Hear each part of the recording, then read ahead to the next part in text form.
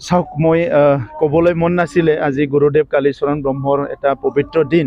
তো আপোনালোকে সুধিছে কাৰণে কৈছোঁ যে তেখেতসকলে 17 বছৰে যিবিলাক ভুল কাম কৰিছিলে সেই কামবিলাক পাহৰি যাব বিচৰা নাই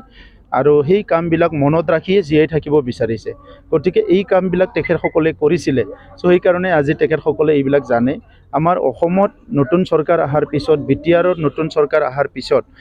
তাত কোনো ধৰণৰ এনেকুৱা সিন্ডিকেট বা তেনেকুৱা ভুল কামবিলাক ভাইলেন্স কনফ্লিক্ট এইবিলাক কোনো ধৰণৰ কাম হ'ব নোৱাৰে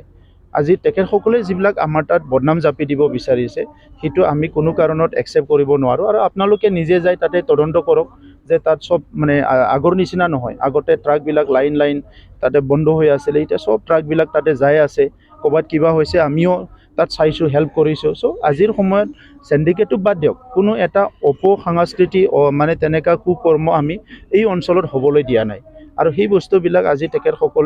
তেখেতসকলৰ চিন্তাৰ বাহিৰত যে তেনেকৈ এটা পৰিৱেশ আহিব পাৰে নেকি তেনেকৈও বড়োলেণ্ডৰ শান্তি আহিব পাৰে নেকি তেনেকৈও জাতি জনগোষ্ঠীৰ মাজত মৰণ স্নেহ আহিব পাৰে নেকি বড়োলেণ্ডত তেনেকৈও কাম হ'ব পাৰে নেকি যে আজি